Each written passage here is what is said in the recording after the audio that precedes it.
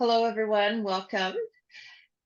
Once again, if you've been attending all of these sessions, my name is Linda Griffin. I'm the Education Programs Coordinator with Business Link. Thanks for hopping aboard today. It's our final CPA series session called Maximizing Your Business. We are joined again today by Vanessa. Before she begins the presentation, I'm going to complete some housekeeping and a land acknowledgement. So we want to acknowledge that in the province of Alberta, we are situated on the traditional territories of Treaties 4, 6, 7, 8, and 10, ancestral homeland of diverse First Nations groups, Métis, and Indigenous people, whose ancestors have walked this land since time immemorial, and whose histories, languages, and cultures continue to influence our vibrant community. We pay respects to the Indigenous people of this land, past, present, and future, while recognizing their cultural heritage, beliefs, and relationship to the land on which we reside. If you have questions, you're welcome to post those questions in the Q&A. And if you want to chat and say hello and do that sort of stuff, you can head on over to the chat box and begin chatting with us. We're happy to chat. We'll wait for a few people to come in as well. We're just 1 minute after the hour, so we know we have more people coming. And I'm going to welcome Vanessa today to speak for us. And I'm going to pop a link to all the handouts for today's sessions into the chat box once we have more people arriving and settling in. So I'm going to hand it over to you, Vanessa. Take it away. Good morning. My name is Vanessa Brown, and I'm a CPA, and I've been practicing as a CPA since 2003. It's a pleasure to be here with you today. This presentation will help you learn the key concepts of cash management, working capital, and operational efficiency. We have about an hour together today. The presentation notes, as Linda mentioned, will come out to you after, and at the end, I will provide you with my contact information should you have any additional questions on any of the topics. So some common questions that business owners ask about their businesses is, hey, we have great sales. How come we don't have any cash? Or, do we have enough cash to pay off our expenses? And how much cash do we need for expansion? Can I free up some cash from the business so that I can do some capital investments or maybe hire another person, that type of thing? And then how can we get customers to pay sooner? Or are we managing cash efficiently? These are all types of questions that get asked. So we will answer all of these throughout the presentation. Let's start here with the typical business cycle. So this illustration, hold on a second. I'm seeing that we didn't follow. So this is an illustration of a typical business cycle with a business that buys inventory. So they'll buy inventory, then they'll have it available for the customer to acquire. So then the customer can order the product. Then the company would pay the bills, so pay off the supplier that they bought that inventory from, and then they will have made the sale to the customer and receive the customer payment. So typically a business will have payments out to other people before they end up receiving the customer payment at the end. And a business must always have some cash available for its operating activities, just because of this dynamic where you have to pay bills in advance of getting the customer payment. If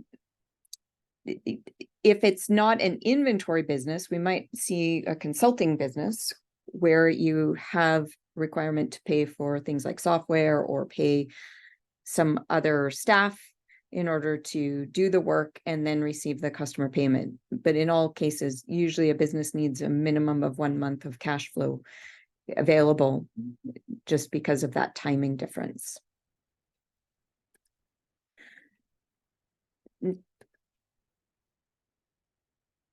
So then let's talk about understanding your working capital. This slide just defines what working capital is. So we have working capital being the measure of the liquid assets that are available to be used in the operation of the business. It is calculated as our current assets. So current assets are the assets that we would realize within the next year or less. It would comprise cash, accounts receivable, prepaid expenses, the inventory, and then we would minus out our current liabilities, which will be accounts payable and any short-term loan repayable balances. Working capital is sometimes a required working capital balance, or a working capital balance is required by bank loans. So we want to make sure we manage that.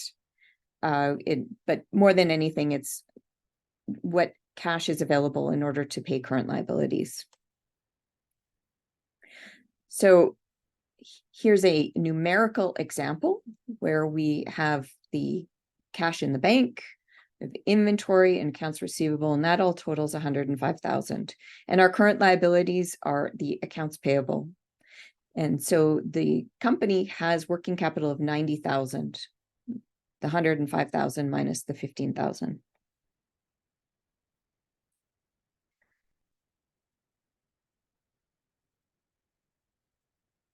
So with one of those questions at the opening was, I've grown my sales, but I'm having trouble with my cash flow.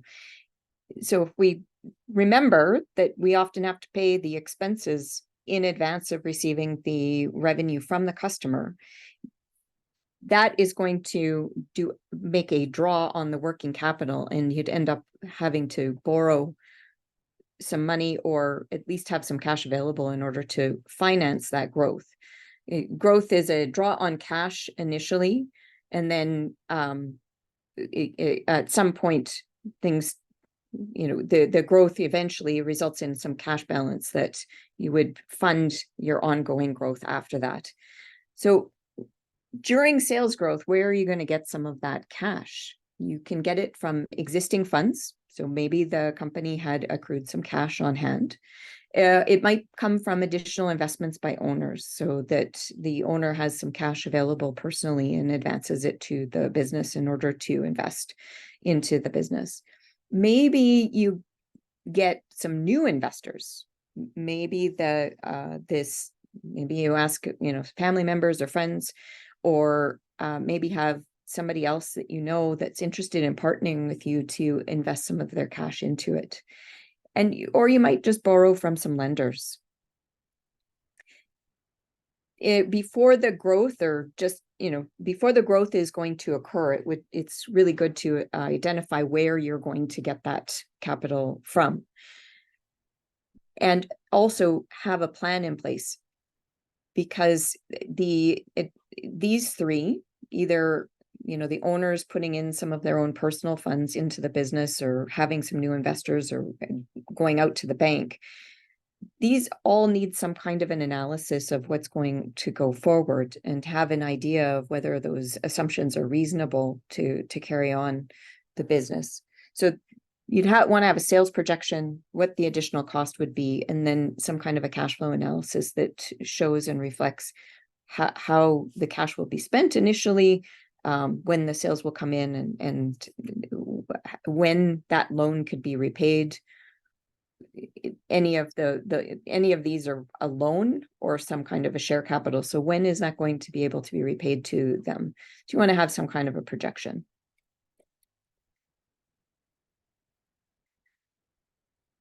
Now, the company would also want to evaluate its ongoing operational efficiency.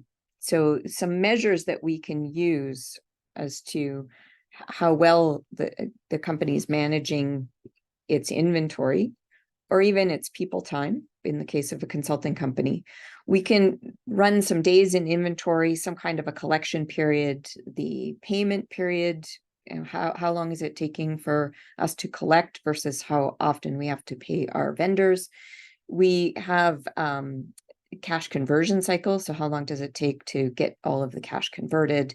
And what is our inventory turnover rate? So we'll take a look at all of these calculations that go on and why we would want to do these calculations and understand them. I'll also mention that on a consulting type of company, we would want to take a look at billable hours as compared to total hours worked by employees. Take a look at any write-offs of time that might have happened. And all of these collection periods and payment periods are also relevant to that consulting type company. So the first measure of efficiency is the days in inventory. So this just measures how long inventory is staying in the company before a sale is actually made. So in our example, going back to that set of financial statements we had before, is we had 20,000 in inventory. And we had 18,000 in sales. We had 30 days in the month. So 18,000 divided by 30 days in the month is our daily sales amount. So then we take the 20,000 divided by that, and we end up with 33 days of inventory on hand. That means that we have just over 1 month of inventory sitting there. And there's other factors that can go into that inventory. What type of inventory is it?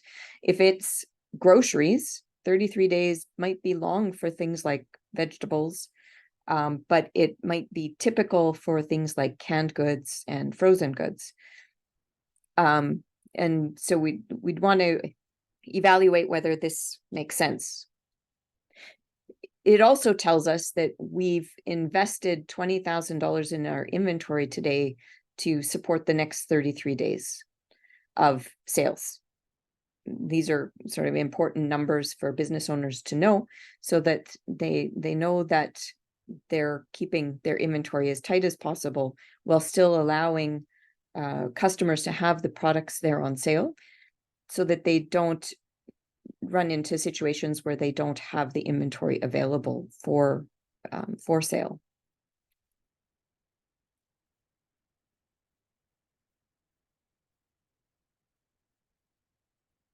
So another efficiency measure is our collection period. So how quickly are payments received from customers? So again, going back to the example that we have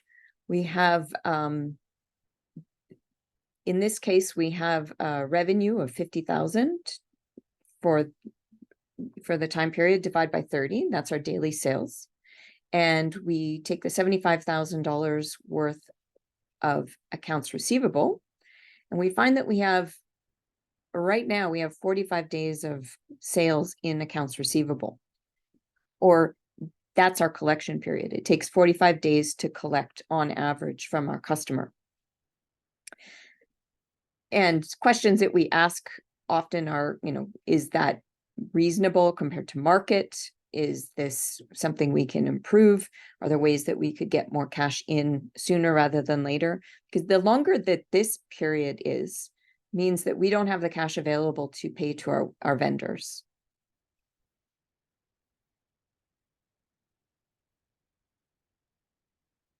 And another measure of efficiency is our payment period. So how long do we usually pay our vendors in? Like, what time period do we pay our vendors?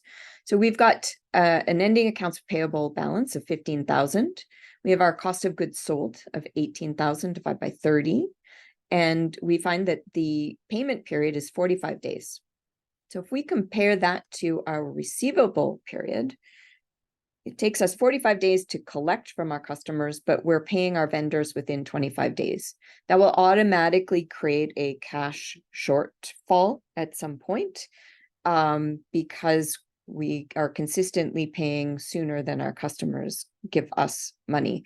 So a better scenario is that when we receive the money from our customers in approximately the same time period as when we are making payment to our vendors. Some exceptions to that is maybe you have a very good gross margin and it's okay to carry that amount because you end up with more money. But generally, the closer the days are, the better. And another measure of efficiency is the cash cycle. So how many days does it take to convert cash, convert all of our sales, our net sales after paying the expenses? How long does it take to collect? So in this case, we take all of those different numbers that we had and we input them into this formula. So the days in inventory was 33. The average collection period from customers was 45 days, and we minus out the 25 days it takes for us to pay. And so we have, it takes 53 days to convert our inventory into the overall cash that we receive from those sales.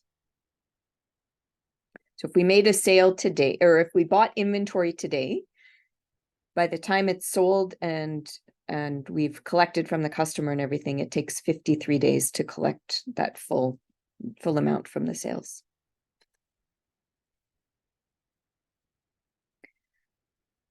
Now, another measure is inventory turnover, and this is for companies that buy and sell inventory regularly. So we have, to calculate turnover, we take the cost of goods sold for the year. We divide it by the inventory balance at a specific date. So just to be clear, this cost of goods sold would be 1 month of of sales, the cost of sales. And this is our period end inventory balance. And so it turns 0.9 times, so just less than 1 time in the month. We generally, every company will be a bit different. The target turnover rate will depend on factors of possibly running out of inventory. We had things like that happening during COVID, where companies would run out of inventory and it just wasn't available to sell. So the companies that had larger inventory balances would have done a bit better just because they had the inventory on hand to sell. So if it's an industry where there's a big lead time on getting the inventory on hand, we might see that this might even go down to 0.5 times. So we have only, it takes 2 months. It takes 2 months to sell up the inventory. But again, it'll depend on the industry with which you're in. So how do you improve efficiency of your inventory overall? So the first thing is to align our inventory with projected sales. So in the example, in that diagram that we had at the beginning, we bought inventory and then we had a sales order from a customer. We can do things within our business process so that customers tell us what they want in advance, and then we get the supply of that good for them. Again, it'll depend on the industry you're in and what, the sort of a usual practice is and what customers would expect. But the more that you can know what your customer wants before you order the inventory, the better off you will be. It's particularly useful in places where we manufacture the inventory. So we take a bunch of products and put them together to make another product. It's a good idea to have to know what your customers want in advance before all that effort is expended. So we'd want to do some kind of a projection, get some idea from our customers of what they want, especially our key customers. If we have, a couple customers that make up 50 or 60% of our sales, we'd want to understand what they want and then make sure that we've got it on hand for them. Anything that takes a long time to sell, we want to also get rid of them from our inventory. Things that take, 6 months to a year to sell. And unless it's a key item that customers really value and they buy other product from us because they know that they can get this key item, unless it's something like that, yeah, we would just take it off of the inventory ordering. And we'd also keep at a minimum any safety stock balances. So to the extent possible, any stock that we're carrying, just to eliminate the possibility of being short on a month, we try and keep those to a minimum as well. And we might see that our inventory changes drastically in the year if we've got a seasonal business. So something like construction, where massive amounts of construction are done in the summer months, but not quite so much in the winter. We might stock up in inventory in February or March so that we can do the sales throughout the summer. But then the rest of the year, we just would reduce our inventory orders. So that we keep safety stock to a minimum. We'd want to optimize our order cycles and quantities. So often it makes more sense to receive our deliveries more frequently, just to manage the inventory so that we don't have big inventory balances that we draw down and then have big inventory quantities and draw down. It minimizes the storage space. It minimizes the need for extra cash to pay for that inventory up front. You'd have to offset that by the potential delivery costs, because the more often you receive deliveries, you would be incurring the truck delivery costs as well. We might utilize some direct ship, so that instead of shipping the inventory directly to us to then sell to the customer, instead we would have the customer order the product from us before we've received the inventory from the supplier, and we would get the supplier to deliver those goods direct to that final customer. See that a lot in construction, where they order shingles from the supplier and have it delivered directly on site, so that the roofing company does not have to hold inventory and have warehouse space to store that inventory. So they'll just order it direct to go to the job. Those are things to minimize space requirements, minimize the cash requirements, like that type of thing.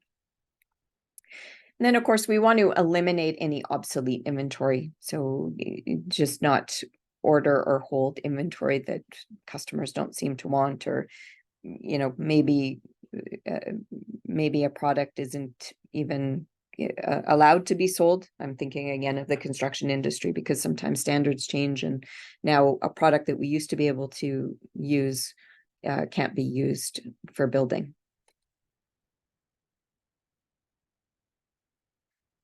So how do we improve the collection period? So, what are some of the methods that you could improve efficiency and speed up payment from customers? Some simple things are just to make sure that the invoices are sent as soon as the project is done. Send it promptly, make sure they're correct, so that there's no potential dispute with the customer on payment. We might send invoices multiple times during the month as sales are done and complete, so that you can get payment sooner rather than later. If your payment terms are, pay us within 10 days, that then you would receive that money throughout the month, because you've invoiced throughout the month. You'd want to enforce your payment terms, the due dates, the payment deadlines, if you offer discounts, to make sure that you've enforced the payment terms. If you've offered that discount within the first 10 days of the invoice being issued, to give that discount, but that if they pay after the 10 days, that the customer does not actually get the discount. So monitor those. We want to monitor and follow up on any delinquent payments promptly. Want to resolve any disputes that we have with our customers as quickly as possible. The longer it takes to resolve a dispute, the longer it takes to receive your payment. If you're using electronic payment and billing, you want to use electronic payment and billing techniques wherever possible, because it saves mailing time, mailing costs, or these days, I don't think very many businesses accept checks, but if you are accepting checks, to, minimize that, go more to the online payments either credit card or debit transactions, pre-approved debit, that type of thing. You might consider taking deposits on bigger sales so that you have payment upfront. So these are some things about getting that the 45-day that we saw in the example earlier, getting that reduced and closer in line with that 25 days that we pay our suppliers. And so what are some ways to improve your payment efficiencies? So we can make sure we only pay our vendors when the invoice is really due and not before, so that we don't, we don't have to have a cash outflow to pay them. That way we, if we're having cash shortfalls and we're using a line of credit, we can minimize the use of that line of credit. We can maximize any discounts that we get from vendors if we pay early. We can go back and negotiate payment terms with vendors and suppliers and align the payment terms with our customer collection terms. So we can ask our vendors if we can extend our payment terms with them, and that way align our customer receipts more to what we pay our vendors, or when we pay our vendors.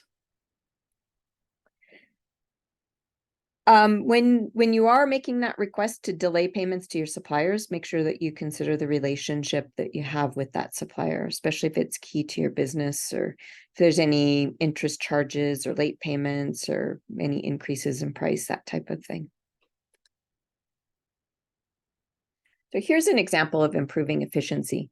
So taking the example we had, where we had 53 days as our collection period, or our cash period, we reduced our inventory by 10%. So we were 33 days of inventory on hand. If we reduced it by 10%, we would have our inventory down to 30 days. If we also improved our collection process so that we implemented more electronic payments, which would save 4 days. So instead of being 45 days, we bring it down to 41 days of collection from our customer. And then we also invoice promptly, which saves us another 5 days. Between these two, we go down from 45 days to 36 days. We can also improve the payment process. So we pay the vendors, people we're buying goods from, we pay them 3 days later than we were paying them. Instead of paying up front, we pay them a bit later. We would end up going from the 53 days down to 38 days quite quickly. So we saved 3 days here, saved 9 days there, so 12 days, and saved another 3 days here, so 15 days. So went from the 53 to 38 days.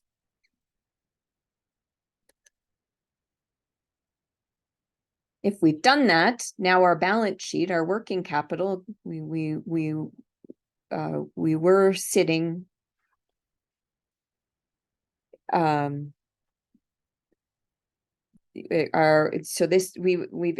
we had working capital before of 90,000, and we now reduce our working capital requirement down to 71,000. And that's because our inventory is reduced here, our accounts receivable is reduced. Those are the two main places. So it's good to have a reduced working capital requirement, because you're not tying up cash in your inventory and your receivables as much.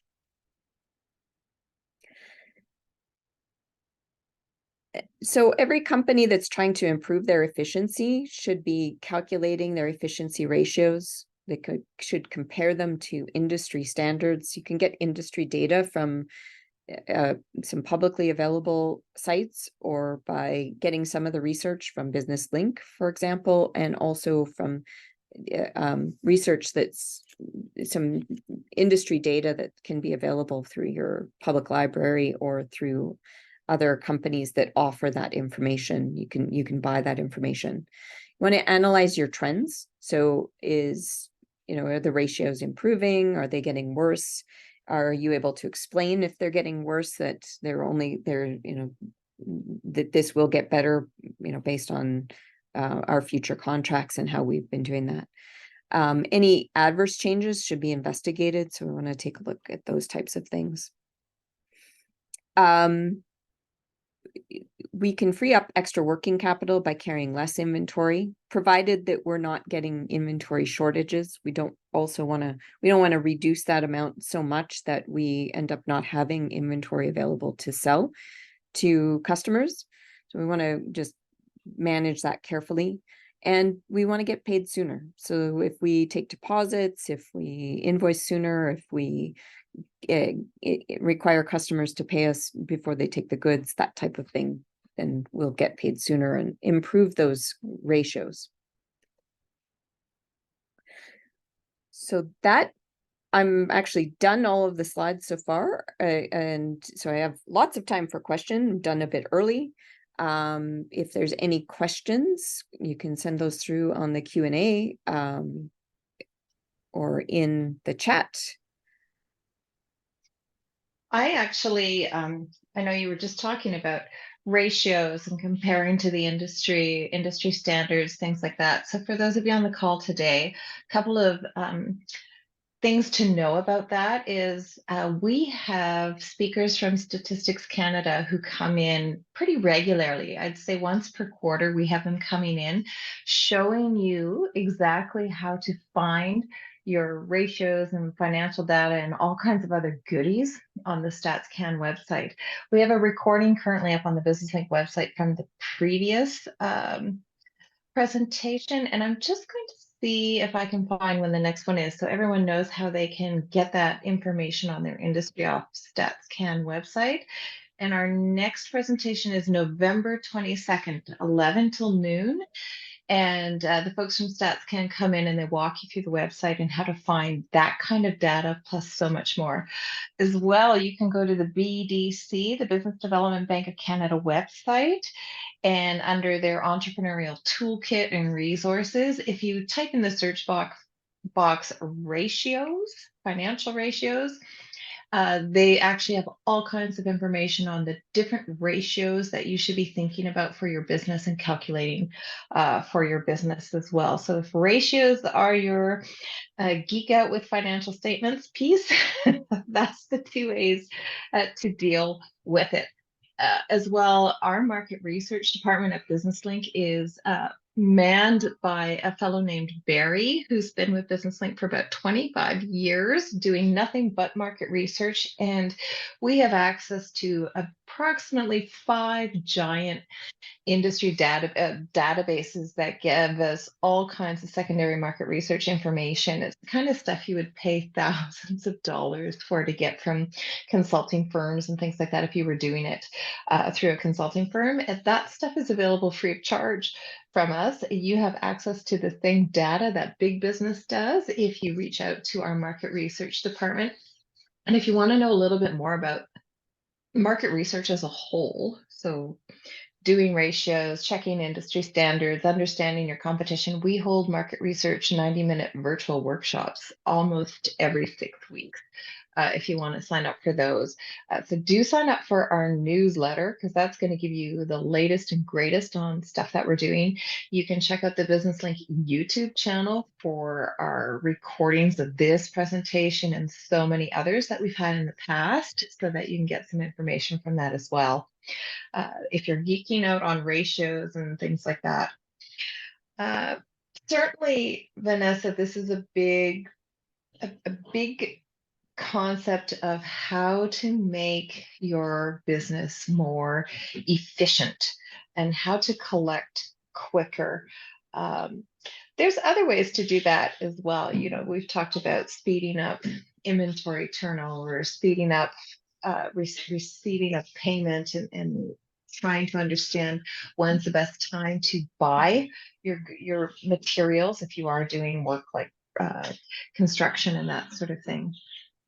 Any other useful tips for us that are maybe outside of just the financials themselves?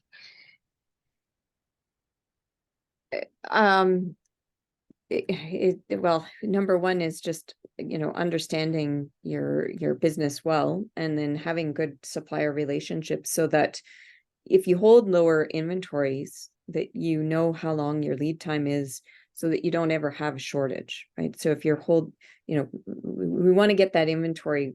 I mean, just in time inventory was a concept way back in the 70s. It's to align your inventory on hand to just in time for that sale. But we have to manage that carefully so we don't have shortages. And so knowing those relationships, I think, is pretty key. I also discovered in my business that one of the ways we were able to be more efficient and build out cash flow as well was just to examine how we delivered our services. I'm in a business to business service industry. So Mm. we really identified time as a factor in being efficient, more efficient. So what were the ways we could be more efficient with time in the business really impacted how we could create more volume of services in the business and do much more with the time available to us. And that was one way we looked at it as well. Or uh, identifying, what was a something we could automate, making some things automated in your business as well. And we talk a lot in this presentation about inventory and material based businesses. But in service based businesses, you're really looking at the usefulness and the impact of your time if you don't have inventory and you don't have materials. Yeah. So I would take a look. I did in my business. We just took a look at everything that was taking up time, everything that was taking up labor, Mhm. everything that was taking up those types of costs, and trying to understand, was there a different way we could deliver the service? Was there some way we could automate things? Were there templates we could build? Were there ways we could do it without losing customer service touch points and without losing the connection with the customers as well? Because you don't want to lose that piece of it while you're looking for efficiencies with time. Right. Yeah. Yeah, and the time efficiencies, that speaks to how you set up processes for onboarding new clients. If in the service industry, it's how you interact or do the work. If you've got meetings that you've got to have with the client, making those efficient and effective. Those are operating things that just have to be done as you do them and just get better at them. Right. Okay, so for folks on the call, I have put the handouts for today's sessions in the chat box. So you can go to chat and you can grab those handouts. I don't think we have too many questions. Maybe we've got an early end today and a good start to to an early lunch Yeah. today. It will get posted on the Business Link website very soon in the next 1 to 2 days and on the YouTube channel as well. I know, Vanessa, you've taken so much time and energy to do the last few presentations for us. So I really appreciate you doing that and connecting with us and our clients today. It looks like we have an end to our session. So thank you, everyone, for joining. We will end the session, stop the recording, and wish everyone a wonderful rest of their day. Mhm. Thank you so much. Thanks, everyone. Take care. Thanks, Linda.